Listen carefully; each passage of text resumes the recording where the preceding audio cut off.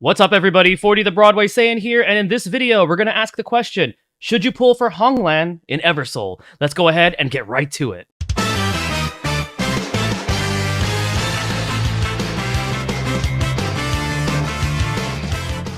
Alright guys, you know the drill. Before we go ahead and get started with this video, I want to remind you guys that if you enjoy what you see on this channel, be sure to hit that like button, turn on that notification bell, that way you guys are not missing out on future uploads. Leave a like on this video, share it, and comment down below how excited you are for Honglan, how many Everstones you've saved up, what you think about the character so far, because the information on her kit was actually released early on the Pridewind website, because during one of the updates, when we got up to stage 16, one of the stages actually has an enemy Honglan, so we kind of got spoiled by the game, so that is why the information is already there on what her kit does. Now, all these numbers are potentially subject to change, so they could literally change this right before this character comes out, so just giving you guys a fair warning, always take these numbers and percentages with a grain of salt, and as always, be sure to check out the Pridewind website for Eversoul and the other games that they cover. Great, fantastic resource. I always leave it in the pinned comments as well as the video description. But we're going to ask the question, should you be pulling for Honglan when she debuts on Eversoul? So I've gone ahead and created some slides and condensed all of this information. So let's just go ahead and get right to it. So Honglan is of the Beast faction. Her gear type is Intelligence. Her highlights are she has a freeze damage over time debuff. She has an AoE slow effect. She also has an AoE evasion effect, and she has stun, and she is also mana draining. So very, very cool. I believe she's our very first character that can mana drain, so that's pretty cool. Let's go ahead and take a look at her ultimate skill called Ice Dragon's Howling Fury. This deals AoE damage to all enemies and reduces their mana, freezes enemies dealing damage over time every 2 seconds for 8 seconds, and stuns enemies for 2 seconds. The damage modifiers are as follows. At base, it's based on 170% of her attack. It's a 2,000 mana reduction on enemies and a 60% freeze damage over time. At 101, the damage is increased to 185%, and the freeze damage over time is now at 65%. And finally, at level 201, it is now 200% of her attack. It is now a 70% freeze damage over time and a 2,500 mana reduction. Her main skill, Glacial Shower, deals AoE damage to all enemies and reduces their mana. It also freezes enemies dealing damage over time every 2 seconds for 8 seconds. The damage modifiers are as follows. At base, it is at 110% of attack, 55% freeze damage over time, and a 1,500 mana reduction. At level 81, this increases to 120% of attack, 60% freeze damage over time, and then finally at level 181, it is based on 130% of attack with a 65% freeze damage over time and a 2,000 mana reduction. Now her sub-skill 1 is called Ice Dragon. This will be dealing damage in a 1.5 meter wide straight line to the nearest enemy, freezing them, dealing damage over time every 2 seconds for 10 seconds. The modifiers are as follows. At base, 100% of attack, and a 50% freeze damage over time. At level 21, 110% of attack, 55% freeze damage over time. At level 121, 120% of attack, and a 60% freeze damage over time. And the freeze duration changes to 12 seconds. Her sub-skill 2 is Freezing Strike. This deals damage in a 2.5 meter area around the nearest enemy, and if the targets are already frozen, they are now stunned for 2.5 seconds. The damage modifiers are as follows. At base, it is at 110% of attack. At level 41, it is at 120% of attack. And at level 141, 130% of attack. The stun duration also increases to 3.5 seconds. Her passive is called Blue Dragon's Dignity. This reduces all enemy speed and evasion while Honglan is present on the battlefield. The modifiers for this are as follows. At base, it is a 10% speed reduction and a 15 evasion reduction. At level 61, it is a 12% speed reduction and an 18 evasion reduction. And finally, at level 161, it's a 14% speed reduction and a 21 evasion reduction. Her artifact is called Green Dragon Crescent Blade. Her sub-skill 1, Ice Dragon, now deals additional damage to frozen enemies and also restores Honglan's mana. At base, it is at 80% of attack and a 200 mana heal to Honglan. At the first upgrade, it is now a 300 mana heal. At the second upgrade, it is a 400 mana heal. At the third upgrade, it's a 500 mana heal, and the added damage to enemies is now based on 120% of attack. On upgrade 4, enemies hit by Ice Dragon will lose 200 mana. At upgrade 5, enemies will now lose 300 damage when they're hit by Ice Dragon. And at the final 6th upgrade, enemy mana will be reduced by 500 when they are hit by Ice Dragon. So after all this, after taking a look at what her skills, her sub skills, her passive does, her artifact does, what are her pros and cons? So her pros is, first off, that passive is just insane. Just by being on the battlefield and reducing the enemy's movement, aka their speed, and also reducing their evasion, this is incredibly valuable for the latter stages, especially during like the story battlegrounds where we're going to be starting to see some massive CP disparities.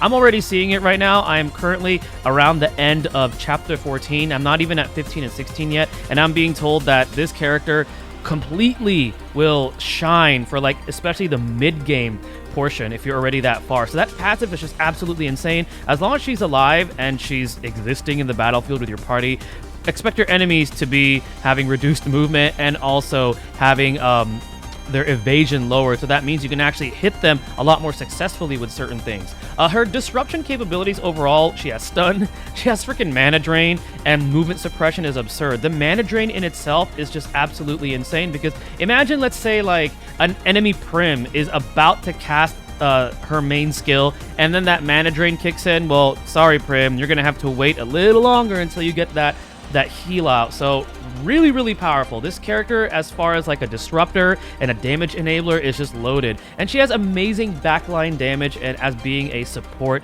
enabler. So those are her pros. Now, she does have cons. There's no such thing as a perfect character in gacha games.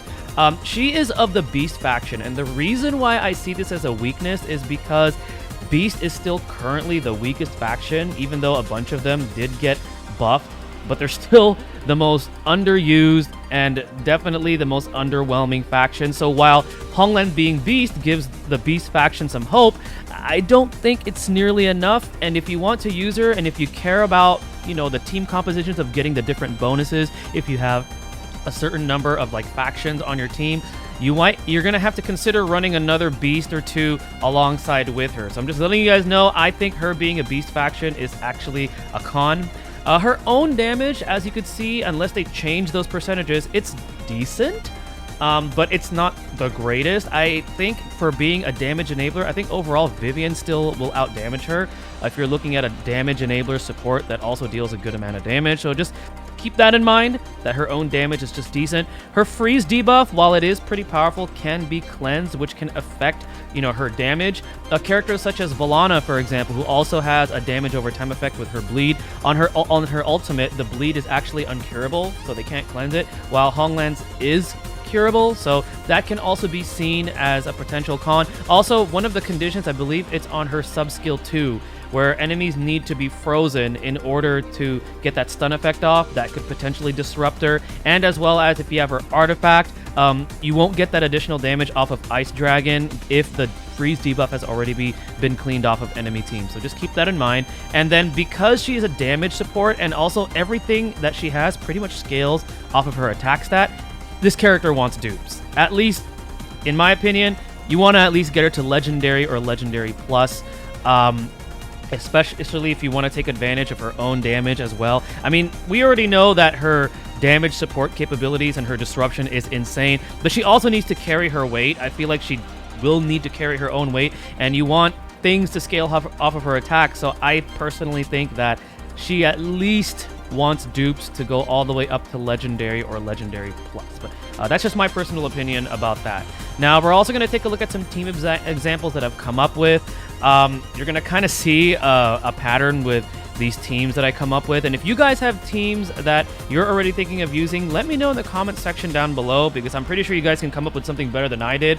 But the first team is an Undead Beast team, with Beast being the less represented. Well, I got Honglan, I got Haru in there because Haru has bleed, and I have Valana. Valana feeds off of the bleed. I have Prim as our healer, and then I have Petra. I was thinking of actually having like Jacqueline or Rebecca in there instead of like Petra, but then I'm like, wait, we need a tank, because while Valana can has damage reduction capabilities, she still gets really squishy later on, and I've been convinced of that after trying to push her as far as I can so far in Chapter 14, and I'm not even at 15 and 16 yet, like I said earlier in the video. The other team that I have is the Fairy Beast team, so I got Honglan, I got Ira. Ira is a beast of a warrior for the Beast faction, and then we got Vivian in there. I mean, Vivian increasing our speed, while Honglan reducing enemy speed. I mean, that's just crazy, right? And then with this one, I have Chloe as our tank and Talia as our healer.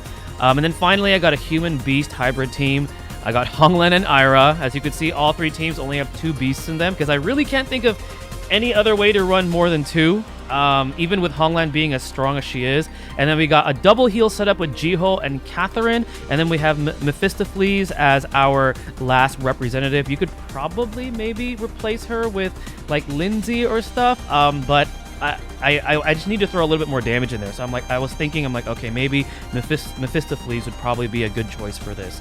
So I also have some early tier predictions. Again, when it comes to tier list and meta, please guys, first, enjoy the game and have fun. Don't get too wrapped up in it, because when you get wrapped up into tiers and meta, I feel like it kind of kills the enjoyment of the game, at least for me. I mean, you guys know that I praised Villana, and I was more excited for Villana than Honglan, but I'm also trying to be objective and unbiased when it comes to stuff like this. So for tier predictions, I think early game PvE, she's going to be SS. You can argue that she could be SSS, but the reason why I say she's SS is because I don't feel her shining nearly as much in the early game. You won't really get to feel just how valuable she is, because early game, outside of like maybe stage 835, nothing is really too punishingly difficult.